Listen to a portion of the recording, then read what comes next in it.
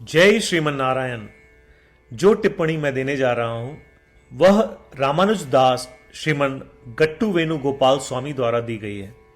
अध्याय 18 मोक्ष संन्यास योग श्लोक 24। यत्तु कामेप्सुना कर्म साहंकारेण वा पुनः क्रियते बहुलायासं तद्राजसं उदाहृतम्। ओम। गीताचार्य श्री कृष्ण परमात्मा अर्जुन सहित हम सभी को मोक्ष संन्यास योग सिखा रहे हैं। परमात्मा कह रहे हैं, अर्जुन, पुरस्कार प्राप्त करने के लिए किए गए कर्म, स्वार्थी इच्छाओं के साथ किए गए कर्म, अहंकार के साथ किए गए कर्म, मैं यह कर रहा हूं कहकर और सभी को दिखावा करके और अनावश्यक कष्ट सहते हुए किए गए कर्म राजसिक कर्म कहलाते हैं। ऐसा कहकर श्री कृष्ण भगवान यह स्पष्ट कर रहे हैं कि तीव्र और अनावश्यक प्रयास से किया गया कार्य, परिणाम पर ध्यान केंद्रित करके किया गया कार्य, अहंकार या अहम भाव से किया गया कार्य राजसिक कर्म है।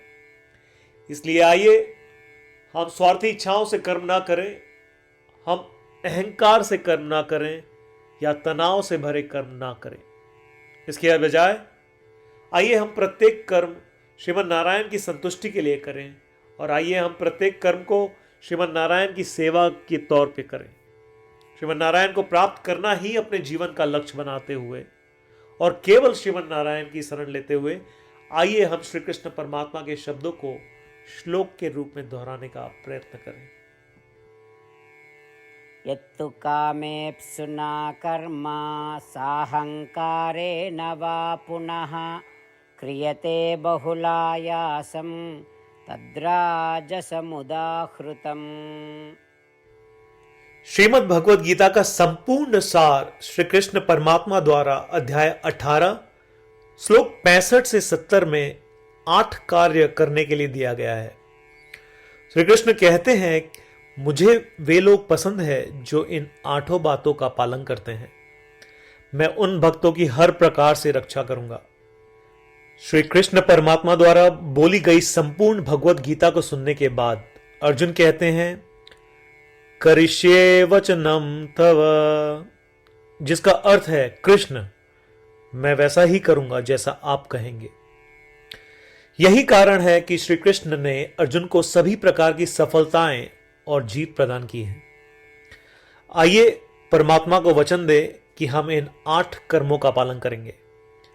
ऐसी कोई पूजा, तप या यज्ञ नहीं है जो परमात्मा को यह शब्द देने से बढ़कर हो। मैं कहूंगा कि ये 8 प्रतिज्ञाएं हमें करनी चाहिए।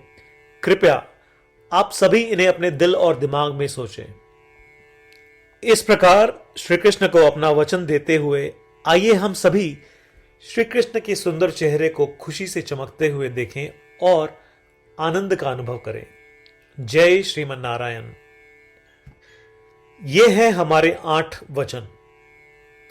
हमारा पहला वचन, हे श्रीमन नारायण, जैसा आपने निर्देश दिया मैं हमेशा आपका ध्यान करूंगा और आपके बारे में सोचूंगा। हमारा दूसरा वचन, हे श्रीमन नारायण, जैसा कि आपने सलाह दी मैं हमेशा आपका भक्त रहूंगा। हमारा तीसरा वचन, हे श्रीमन नारायण, मैं अपने सभी कार्य आपकी सेवा के रूप में और आपकी संतुष्टि के लिए करूंगा। हमारा चौथा वचन, हे श्रीमन नारायण, जैसा कि आपने अनुसरण करने के लिए कहा था, मुझे पूरा विश्वास है कि मैं आपका हूं और मैं हमेशा अपने हाथ जोड़ूंगा और आपको नमस्कार करूंगा। हमारा पांचवा वचन, हे श्रीमन नारायण, मुझे आपके शब्द मामेकम शरणम व्रज याद आते हैं जो आपने सिर्फ और सिर्फ आपको ही समर्पण करने को कहा था। श्रीमन नारायण, मैं केवल आपके प्रति समर्पण करता हूं। हमारा छठा वचन, हे श्रीमन नारायण, मुझे आपके शब्द मां शुचः याद आते हैं कि आप हमें शोक न करने का आश्वासन दे रहे हैं। मैं अब शोक नहीं करूंगा। हमारा सातवां वचन, हे श्रीमन नारायण, आपने हमारे लिए श्रीमद् भगवत गीता देकर हम सभी पर कृपा की है और आशीर्वाद दिया है। मैं कम से कम एक श्लोक पढ़ने या सुनने का वादा करता हूं। हमारा आठवां वचन, हे श्रीमन नारायण, आपने सारी मानवता को गीता प्रदान की। मैं गीता में आपके दिव्य शब्दों को उन भक्तों तक फैलाने का प्रयास करूंगा जो गीता से अपरिचित हैं। हमने अभी अभी परमात्मा को 8 वचन दिए हैं। प्रतिदिन श्रीमन नारायण को यह वचन देना कि हम वैसा ही करेंगे जैसा वे कहेंगे, अपने आप में एक महान पूजा है। आइए हम उसे अपने अटल विश्वास के साथ अपना वचन दें। श्रीमन नारायण करिष्ये वचनम तव, जिसका अर्थ है, श्रीमन नारायण, मैं आपके निर्देशों के अनुसार कार्य करूंगा। सर्वम श्री कृष्णार्पणमस्तु। जय श्रीमन नारायण।